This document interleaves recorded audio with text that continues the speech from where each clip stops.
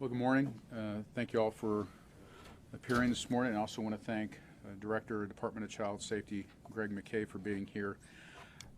The genesis for holding this briefing and taking a look at Arizona's child welfare system really came about as a result of the conclusion of the cases prosecuted against the adults who had care and responsibility for Ame Deal. And it's not often when we can look at a specific criminal prosecution and be able to tie it back to the genesis of changes in public policy and to see how it was a catalyst for change. And then be able to share with you too a series of specific milestones over that course in time and identify where some of those significant changes occurred.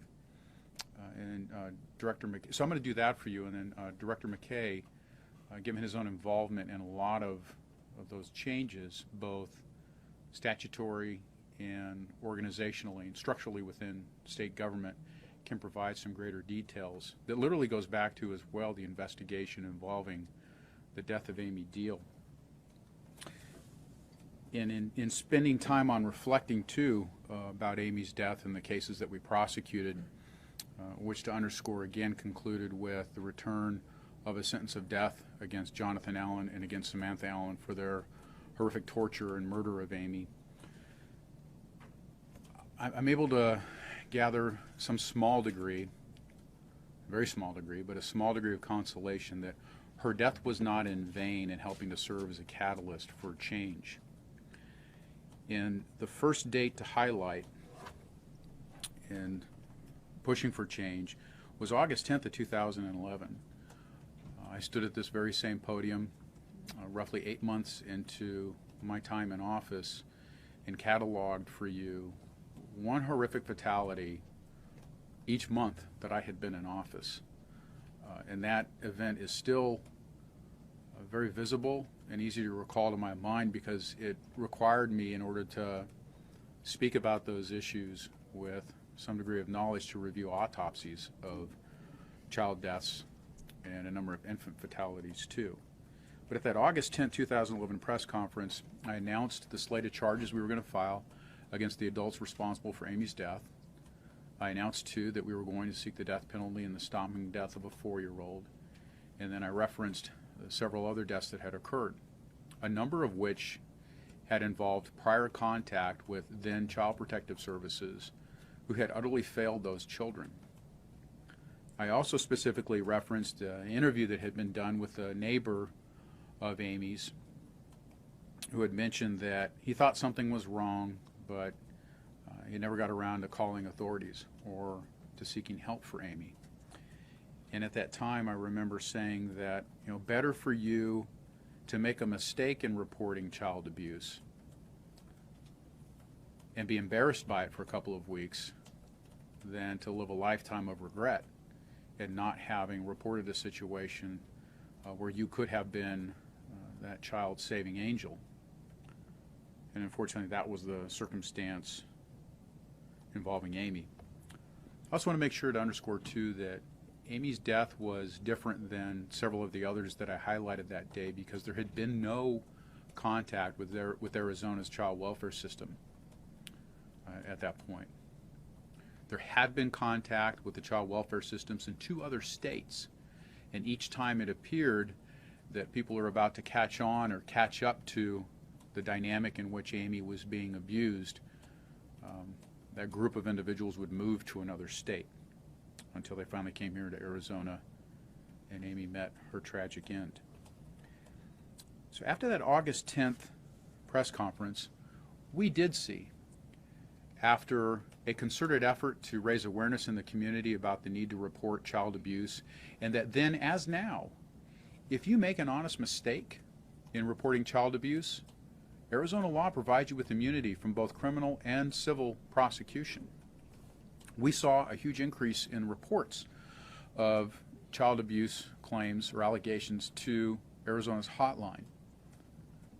And we were learning then too that Arizona's hotline was not engineered to perform like we needed it to. There were no systems in place to properly screen cases or to get caseworkers or investigators out into the field to check into the facts and to help prevent a recurrence of the tragedies that I highlighted that day. Then in October of 2011, October 12th to be specific, Governor Brewer announced that she was forming a child safety task force, and she asked me to chair that. And I agreed to do it because I believed then that the staff of Governor Brewer's office, who were working with me to figure out what this task force was going to look like, was committed to change, and that this was not going to be just an exercise in discussing issues without coming up with concrete plans for how to affect real change and to make outcomes different for children in Arizona. And I also remember very vividly the very first break we took during the very first hearing. I took questions from reporters, and the most frequent and prevalent question was, do you really think something's going to change this time? Because Arizona had gone through these iterations in the past, and all it had been really was an exercise in moving the chairs around on the deck of the Titanic. And my response was that by accident or design, Governor Brewer had asked a former tank platoon leader to lead her task force, and I had been trained that when I got to an obstacle, I went through it, over it, or around it, and that we were going to make significant change. There was no other option. In December of that year, the Child Safety Task Force released a series of recommendations that included statutory changes, procedural recommendations, and structural changes, too, to how child welfare investigations, specifically allegations of criminal conduct, were to be conducted. And the recommendation was to create an Office of Child Welfare Investigations that would not report to the Director of Child Protective Services, but that would report directly to the Director of the Department of Economic Security, to provide a degree of independence, to help change the culture in which criminal allegations were investigated, and help come up with a way for the public to have confidence, too, that if they were going to report a case of criminal conduct, that it would be thoroughly investigated, as well as to provide an environment in which specific training for child welfare investigators could occur, so that we would have the opportunity for a better partnership between law enforcement and child welfare investigators that would more reflect the expectations from our joint investigative protocol that we have within Maricopa County, and that every county in Arizona has. It's the responsibility of a county attorney to develop in conjunction with stakeholders, that includes child welfare investigators as a result of this recommendation, and law enforcement. As a result of that, we started to see greater partnership, a higher percentage of cases following that joint investigative protocol, and we started to see much better outcomes in terms of confirming or denying allegations, and in partnership between child welfare investigators and law enforcement. And the OCWI was created in statute in 2012. Then in November of 2013, the Office of Child Welfare Investigations discovered that there were over 6,000 cases within CPS that had been labeled NI, or not investigated. At that time, I was also serving on the Legislative Oversight Committee for CPS in an effort to make sure that recommendations that had initially been made, particularly those that involved statutory changes and that sought to reform the culture within CPS, were not just going to be passed over, but would take hold and grow and help reform that entity. And I remember when those 6,000 cases were discovered, it was, I think, a violation of the community's trust that the efforts that had gone into identifying things that needed to be done differently were being done differently, but weren't being done differently to change outcomes and results. Then in January 2014, in reaction to that and in reaction to other recommendations that had been made by the Child Safety Task Force, many recommendations which at that point in time then, I think there was a collective assessment that CPS was incapable of actually implementing them and making real changes. Governor Brewer created a new standalone cabinet agency to oversee child welfare, and CPS was taken out of the Department of Economic Security and made a standalone entity. And then between that move in January 2014 and May of 2014, There were a series of stakeholder meetings, and by stakeholder I mean everybody who had an interest in the child welfare system, from those involved in providing behavioral health services, to those involved in foster care, to those involved in law enforcement, the legislature, those involved in child welfare system at the state level got together to figure out, all right, what does the structure now need to look like to be able to implement the acknowledged changes that we needed to see within our child welfare system? And the new Department of Child Safety was created. Now, a couple last things I want to underscore before I ask Director McKay to come forward and fill in the holes in those milestones that I've mentioned. First, I'm noting milestones that resulted in real change. But this is not a victory lap. We still have cases involving horrific abuse and the deaths of children. On December 1st of this year, just a few weeks ago, the Maricopa County Grand Jury returned a multi-count indictment involving the death of a small child here within Maricopa County. And there was prior contact with the Department of Child Safety. So this is not a rah-rah speech at all. But I think, nonetheless, it's important to acknowledge a few things. Number one, this office's relationship with the agency responsible for overseeing the state's child welfare system is 180 degrees from what it was 6 years ago. 6 years ago, you would not have seen a posting on that child's death on the state child welfare agency's website. And yet it went up yesterday evening. There's a press release that went out this morning to provide more details about that death. I hope you can recognize that 6 years ago, not only would that not have happened the day before, the day of, or maybe even 6 months after, but I would have been stonewalled in my efforts as the county attorney to get information in the first place and to have prior contacts acknowledged. It's 180 degrees different. And while we will continue to work and to ask stakeholders throughout the community to hold DCS accountable, to hold Director McKay accountable, to hold me accountable, to follow through on our prior commitments, I'm here today to also say that I am committed to continuing to work to improve our child welfare system. And for however far we may have come in the last 6 years, however far we may be today, there's still more that has to be done. And I still have to acknowledge, too, that we will continue to struggle with the evil side of human nature that sees small human beings as objects of taking out rage, frustration, or simply failing to do the most basic of things that a parent should do for their child. And every time that happens, we hurt.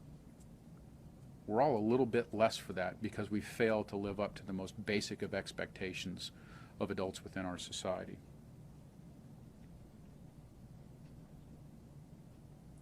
So at this point, I'm going to ask Director McKay to come forward and to share information related to and anchoring the beginning point of where real changes started to occur and share some of the improvements and things that we can acknowledge. And it's good for us to acknowledge it. We need the continued involvement of folks within the community. So where we can give hope for change, where we can acknowledge improvements, I think it's necessary to do that. We still need more behavioral health providers for children in foster care. We still need people willing to step forward and to foster children who have to be removed from their circumstances until their parents are able to take them back in. Or if their parents aren't ever going to be able to take them back in, we still need families willing to accept those children and to give them a forever home. And we're still going to have to continue to partner together to identify those circumstances where children have been harmed in a criminal way, to hold those offenders accountable, to try to provide some degree of justice and validate for those children that their lives have meaning and that we care. Director McKay.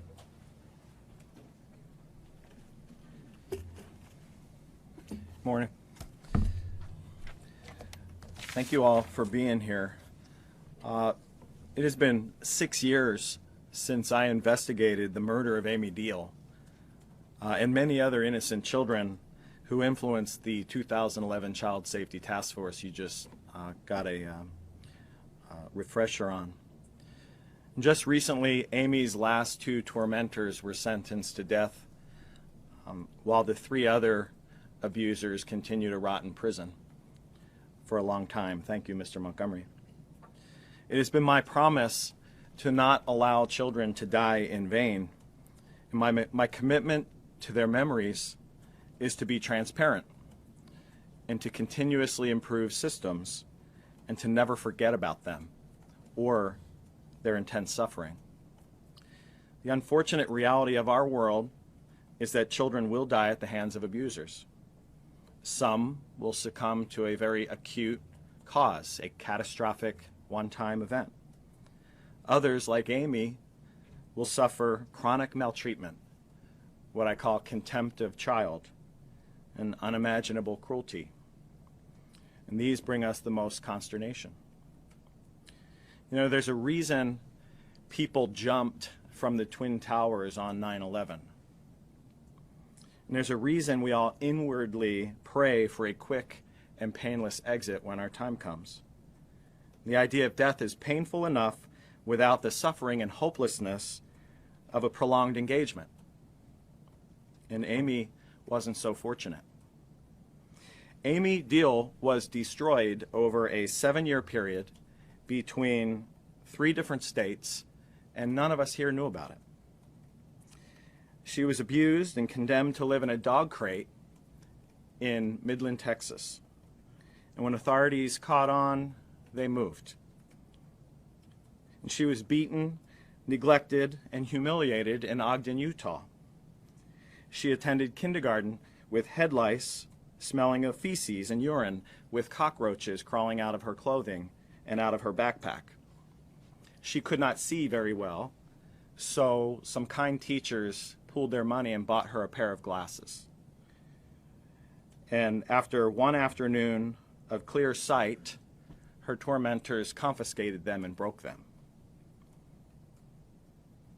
And when authorities became more assertive in Ogden, Utah, they moved here. And in Phoenix, Amy was not allowed to eat or play or learn like the other children in her home. She was refused a bed, and she slept on the pan of a shower stall floor, only to be often ripped by her hair up and beaten and cursed and showered with freezing cold water in the middle of the nights. She was forced to eat dog poop she missed from cleaning in the yard. And she was petrified of the pool, seemingly due to the forced submersions and near drowning she endured. And her most frequent form of torture was to be crammed into a box measuring 31 inches wide by 14 inches wide, by 31 inches long by 14 inches wide by 12 inches deep. And she was 10 years old. And if that wasn't enough, she was put into that box and thrown into the swimming pool many times to float around until starting to sink, when she was then pulled out. And she finally succumbed on a warm July night when her abusers padlocked her into that box and retired for the night. And Amy's knees, her fingernails, and the plastic inside that box tell the story of Amy's struggle to free herself. And clearly she was unsuccessful. So, as the homicide detective that investigated Amy's life and death, I was faced with this immensely sad revelation that the best moment of Ame Deal's life was the moment of her death. So I tell this story now because the case is finally over, and I've spent many hours over the years wondering where Amy went during her intense suffering. And what was she thinking? And was God with her? Did she detach and enter some imaginary realm within her mind to escape, or was it all just sheer terror and pain? So I'm incredibly honored to remember Amy and to have suffered secondarily from her sad life. Because without shared suffering, the will to fight for the weak and vulnerable grows pale. So in 2011, Amy's suffering was shared by this entire community, and in fact, many murdered children's voices were heard and reforms were launched. And I was given the privilege of a lifetime and an opportunity to save the lives and change the lives of thousands of vulnerable children in Arizona. And we certainly, as Mr. Montgomery said, are not claiming victory, but improvements have been made. So just to talk about a couple of those, Mr. Montgomery referenced the child abuse hotline.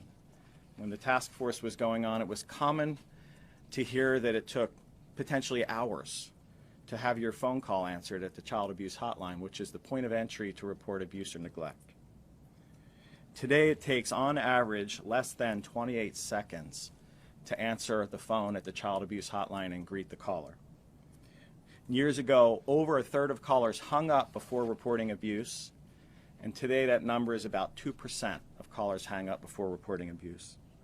And frankly, some people, we want to hang up in the beginning of a call because sometimes they're either calling the wrong place or they realize that the report is potentially not well planned. Our response time back then was about 55% compliant to go out and see children that were alleged to be victims. Today that holds at about 92% month over month over month for a very long time now. The joint investigations that are required for law enforcement and DCS to work together in criminal conduct investigations were only 54% compliant when we all began.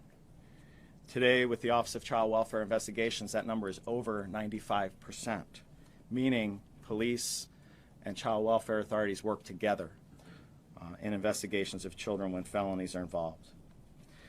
And we heard about the NIs and the incredible volume and the capacity problems of the years gone by, and we know that we had a backlog of 16,200 backlogged investigations in Arizona, and today that number is 280. With that, caseloads for a DCS investigator were about a 150 to every one person. People could not be successful with that kind of caseload, and children were not safe when government employees had that kind of caseload. Today that number is in the teens, most places between 12 and 15. And the bunker culture that existed when DCYF was within DES is gone. We don't play hide the ball. We have a very transparent, open culture of learning, and a standalone, obviously. And we had the fastest growing foster care population in the United States of America. In 10 years, Arizona's system grew 92%. We were ranked 50th worst state in the union. Just recently, we were ranked #1 state in the United States of America for foster care reduction, with about a 16% reduction in foster care, going from 19,044 kids in state foster care to about 15,700, while the rest of America is growing on average 4%. So this is all very promising news considering the awful condition that our child welfare system is in for many years. But there's still much to be done. Fathers and mothers need to protect their children and love their children. Relatives, friends, neighbors, and even strangers need to be overseers and step in to protect children from abuse. And the scourge of drugs within our communities and the derangement of people due to that needs to be fought every day. Government systems need to evolve and freely share information nationwide. And police and child welfare agencies need to continue to improve their relationships and work better together to protect children, while policymakers and funders, media, stakeholders need to be intentional and help sustain this system and gain more improvements. Please resist the urge to react to emotional situations causing pendulum shifts within our systems. So whether you're a watchful citizen, a school teacher, a medical professional reporting abuse, you're a cop or a social worker protecting kids, a foster parent or an adoptive parent providing renewed hope for children in the system, service providers, politicians, reporters, protecting children and building safe communities, is everyone's mission. The child welfare agencies and the police departments cannot do it alone. We thank you for helping us. I have nothing further. Thank you. Thank you, Director McKay. So I want to leave you with just a couple of points of observation, and then both Director McKay and myself will take questions related to the subject matter of this briefing. The first one is, let's not forget Ame Deal and the role that she played in helping to encourage significant changes in our child welfare system. And number two, we have had significant structural and process improvements to the child welfare system with real measurable outcomes. Number two, this is not a victory lap, because the number 4 point needs to be underscored too, and that is that for however far we've come, there is still a long ways for us to go. And again, the indictment handed down by the Maricopa County Grand Jury on December 1st is evidence of that. And we're not running from it. And I hope you can recognize that the fact that the director of DCS is here today, even in light of what those initial facts suggest, and the DCS posted it, as they're supposed to do, on their website yesterday, and issued a press release this morning. And how significant that is in illustrating a change in the degree of communication, both between DCS and the public, and between my office and DCS in a case involving a criminal prosecution. And that we need the public's continued involvement.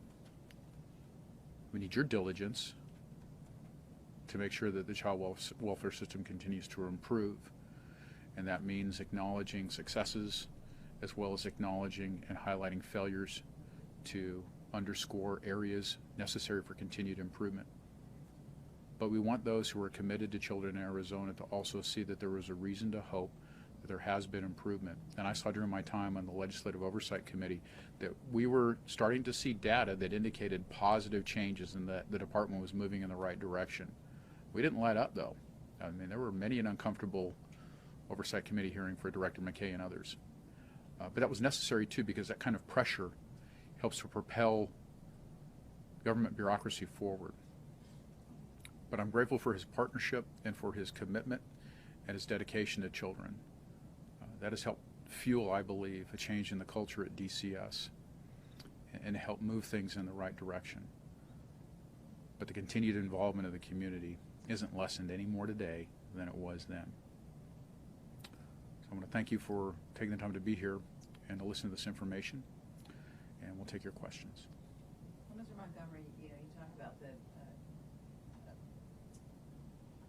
bringing back the veil and putting information on the website. I called on that case 2 weeks ago for DCS and was refused any information at all. I called last Friday on that case to DCS and was refused any information. I called yesterday on that case for DCS and was refused any information until they and pointed out to them that it was a child death due to parents 2 weeks ago and it wasn't on their website until they released something this morning. So, yeah, I'm sorry, because that was in conversation with prosecutors too about trying to figure out what could be released and what wouldn't impact the case going forward. As I'm sure you're well aware, the Form 4 is still sealed, so there were some elements of the case that we had to work through. But Director McKay and I had a conversation about, yeah, let's go ahead and do it. Let's not wait until after this press conference. Do it ahead of it. Let's illustrate that things are different now.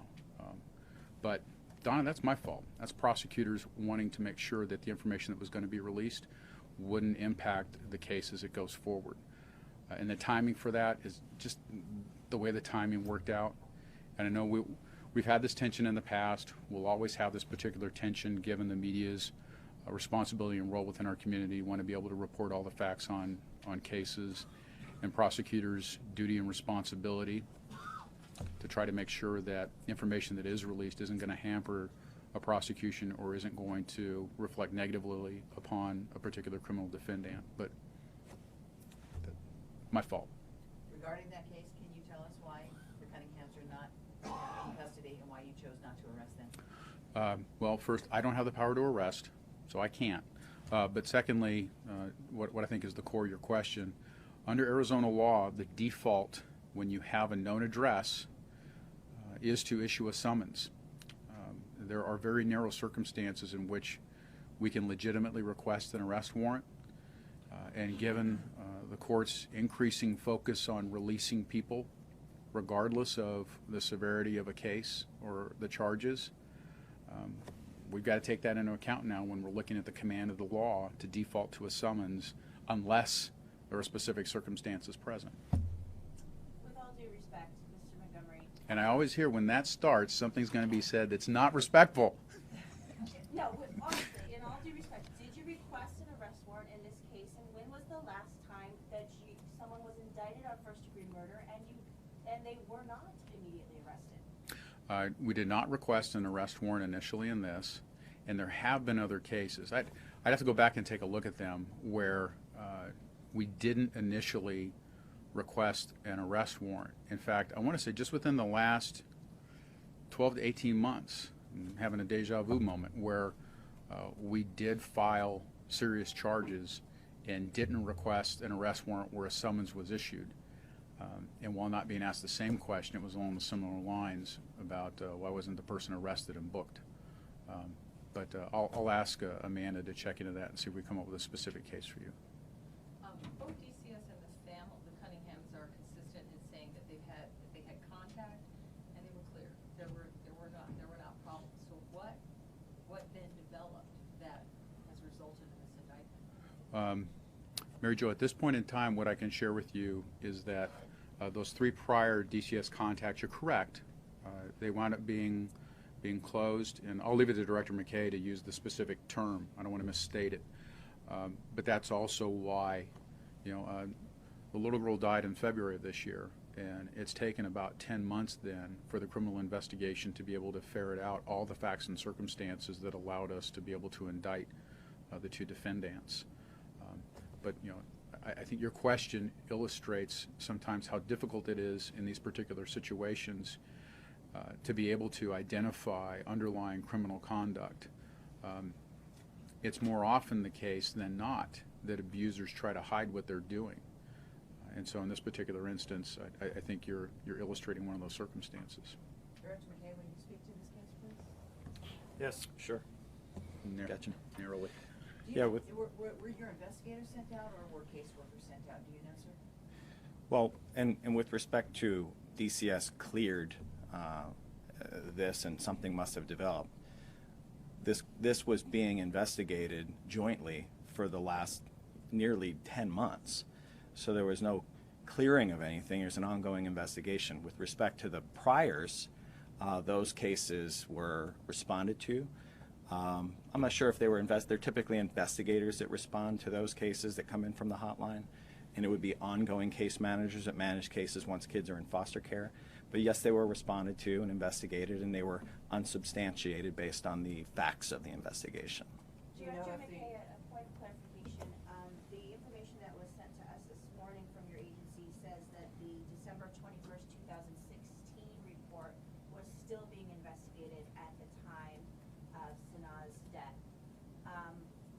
If it was being actively investigated, right, with investigation open less than 2 months before her death, other than that initial visit, did your investigators ever go back out there?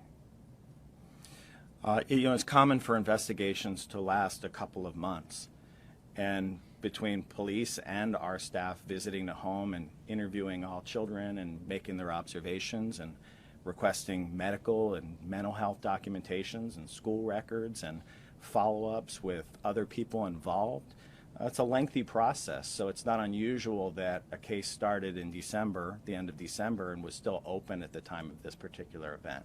So many of those things get done in investigative process, and that's what was being done in this case.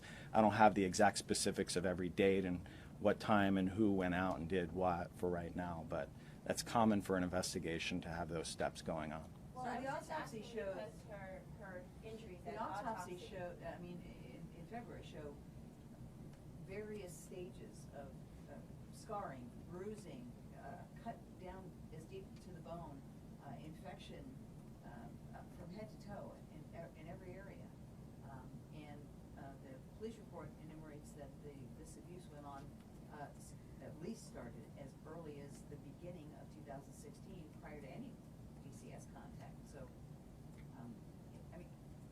this something that you guys missed? Is this another tragedy? How do we wrap our heads around everything that Mr. Montgomery just enumerated of all progress that the agency has made on the day when we're all dealing with a dead 7-year-old girl? This is absolutely not something that DCS missed, leading to a death. There's 2 people's names on that indictment, and it's nobody from our organization. So, I mean, the fact that, and basically, you know, there's a lot of reports in this, and we're not going to get into the specifics in depth. I mean, I've seen medical examination reports, and injuries are described, and I'm sure information is going to come out as time passes here, but no, I don't feel that anybody in DCS should have or could have or did do something that led to this in any way. Do you know if they got Goodyear Police involved, sir? Do you know if they ever called Goodyear Police? If your folks, when you guys were called out there, if they ever called Goodyear Police Goodyear Police and DCS were working together in a December case. in the December case? Yes. But not the 2 priors? No, ma'am. I'm curious, Director McKay, you were a Phoenix police officer, and Jermaine Cunningham was also a police officer. Did you know each other? No. One of the issues I understood that cropped up in the Deal case was the reports of abuse in say Utah, and I understand that the authorities in Arizona weren't told about that. Is that true? And then if so, does that condition still exist where there's no communication, or? Yeah, it's a great question, and there is no national database or repository of information that tracks children that have been abused in another state or has potentially a substantiated case of abuse in another state. So when they come into our communities, you know, there's no way of knowing where they were and what was the experiences there unless there was something created in the future. When we have a case and we find out a child lived in another state, at that point we contact those jurisdictions and ask for their history, and they provide it. That's what happened in the Ame Deal case. We learned of her priors in Utah after the death investigation began. So there is no way to punch in a name and find a history of a child from some other state currently. And did child welfare workers in Texas also find out that she was being abused? I mean, did they actually come to a conclusion on it as to whether she was being abused in Texas? There was prior DCS history in Texas. I don't know exactly what the revelations were, but there was history. Right. Should there be such a repository? What is your office doing to make that happen? I was going to say real quickly, that was one of the things we discussed during the Child Safety Task Force, sort of the holes in the child welfare system writ large, that you can have people move from state to state with no ability to check if there has been any kind of a history of abuse or neglect. And there were a number of different things that we talked about. You know, one point of contact, you know, if a family shows up and they're applying for state services, to be able to check and see whether or not the children have been the subject of any prior abuse or neglect investigation. But there is no national database either or way for states to communicate in that fashion, other than, I'll call it the informal communication that occurs when you get one state agency that calls another, like what happened in the Ame Deal case. And I think that's one area where our child welfare system, from a multi-state perspective, can certainly improve. When you take a look at Ame Deal's case and you compare it to Sonoma Cunningham's case at this time, how soon were the guardians of Ame Deal taken into custody when the indictment was made? What were the conditions that caused that to happen, and why is it different with this case? And because of where we're at within the case involving the defendants in the Sonoma Cunningham case, I can't compare the two. We've just secured the indictment and we're moving forward with the prosecution. So I don't want to draw any specific evidentiary comparisons between the two. I'm sure you can appreciate that given the nature of the last 2 penalties that were imposed in the Ame Deal case. How common is it to come up to child welfare investigators to come upon cases where somebody's been abused in Arizona, and then you found out that they were abused in another state, and you guys just learned of it through the investigation of the case in Arizona? How common is that? You know, I don't have a percentage on how common it is, obviously, but it's not unusual if we get a first report here in Arizona of abuse and find that where they were living elsewhere, there was also a history. Child welfare history is, families have a lot of reports to the child welfare agencies with whatever they're regarding. There's a lot of involvement often. I can tell you that some of the other cases I investigated in Phoenix homicide prior to Amy's death, also had kids that came from another state that experienced abuse there that we were unaware of here until after the fact. So, to the question earlier over here, I would absolutely love to see some type of central system in the United States of America that tracks children with substantiated cases of abuse. We have a lot of technology in the United States of America. It's puzzling to me that we can't put together something like this. However, the obstacles to that are many child welfare systems are state administered, many are county, and there's hundreds and hundreds and hundreds of child welfare systems around America that each have their individual database, and there's certain sharing agreements that don't exist between states. And when does someone's rights prevent them being followed around the United States of America based on their past history? So those are the things that would need to be discussed. So as a follow-up to that, in the absence of a database, when you talk to criminologists, they talk about patterns and predictive analysis, and you see indicators when you go to a first report or a second report of abuse. Is there something you can do with predictive analysis to lead you to a place like Ame Deal's house before it's too late? I don't know what that would be. I would like to see that, but I don't know. I don't know what drives you there. Previous reports of abuse or spotty attendance in school or behavioral problems. Lots of things are indicators that a kid's being abused. Well, and Can I you think do anything with that? Well, I think when we had the Legislative Oversight Committee and we were looking at the triage system put in place for those 6,000 not investigated cases, there were some predictors with a small p that were used to prioritize cases, but that was in that narrow sense to try to make sure that those kids who could be most at risk because of their age and the nature of some of the prior reports. I don't know if there are any more details you want to add to that. We're used to prioritize. The only other thing we can look for from a law enforcement standpoint is that if any of those prior instances of abuse or neglect resulted in a criminal charge, then that's something we might be able to see, but that would be on a statewide or national criminal database check. But oftentimes you're going to have people who are going to move before those cases can be fully investigated with a finding on abuse or neglect, which then is going to frustrate law enforcement's ability to try to seek a criminal charge. I don't know if there's anything to add about the triage and how priorities are made. And a little bit, and then again, just to remember that statutorily, we are only permitted to enter into situations where we receive a call alleging child abuse or child neglect by a parent or guardian to a child under 18. So, we can't proactively do analytics and engage. With respect to priorities and triage systems, the fact is that some kids are much more vulnerable than others, and we can't treat the entire system the same way. So we implemented at the Office of Child Welfare Investigations a few years ago a criminal conduct kind of checklist for our hotline personnel. That basically is those indicators that are red flags. Certain things we know are predictors of serious catastrophic cases in the future. Food deprivation, confinement of children. These are the types of things that we read about, and then we see the end result as tragic. So, we have done some work in that space, providing people with those things that are predictive indicators.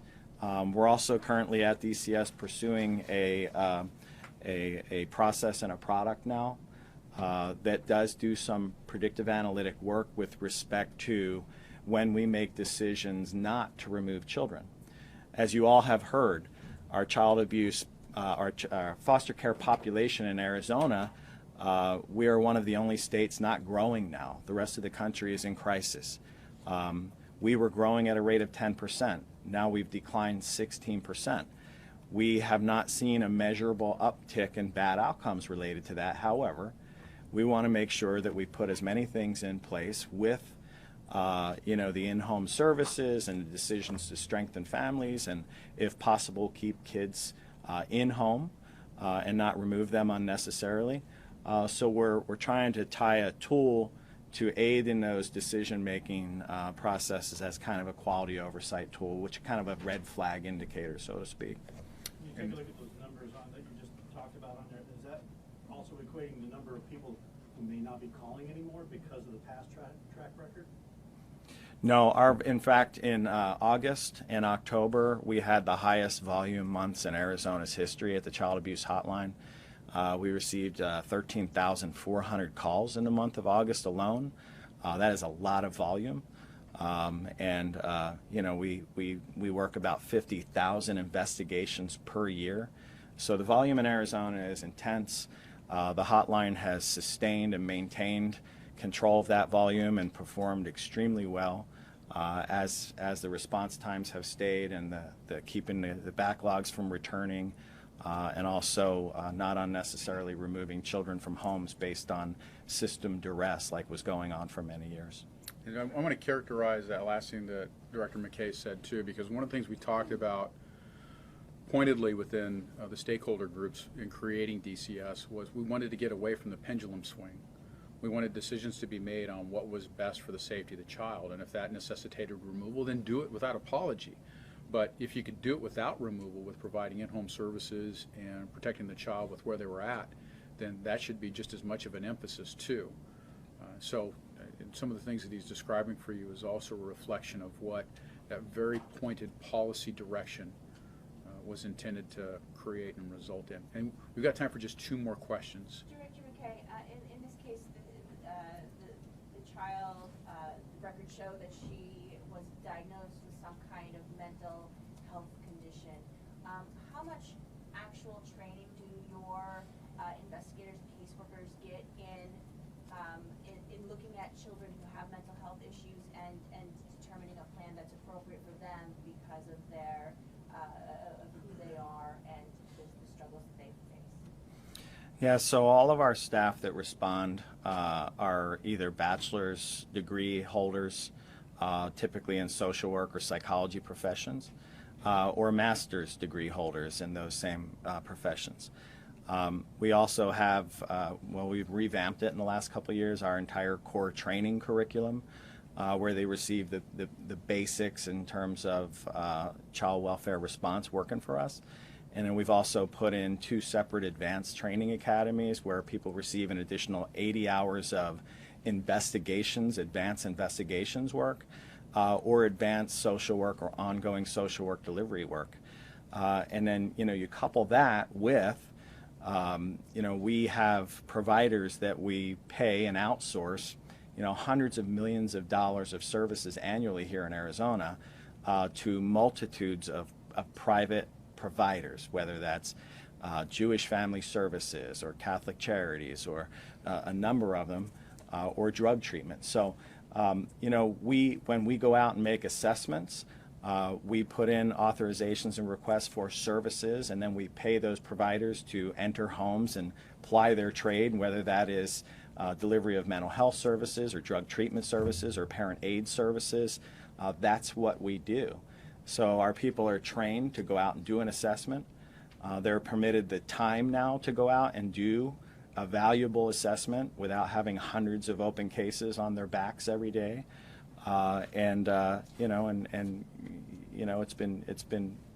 It's been helpful as we've seen the system correct, not having that level of caseload and demand on them. But as far as exactly mental health services, you would have to see our core curriculum manuals to see exactly what the classes are. We've got time for one short question. There were other children in the home and the report released this morning shows that they are in foster care or other care. Cunningham said they were removed in April. Can you comment as to why they were removed, and if it was a reaction to Sanaa's death, why 2 months after the child's death?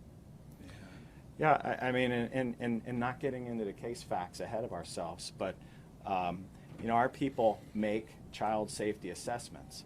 If they can prove to a court that a child is unsafe in their current home, we are authorized to remove them.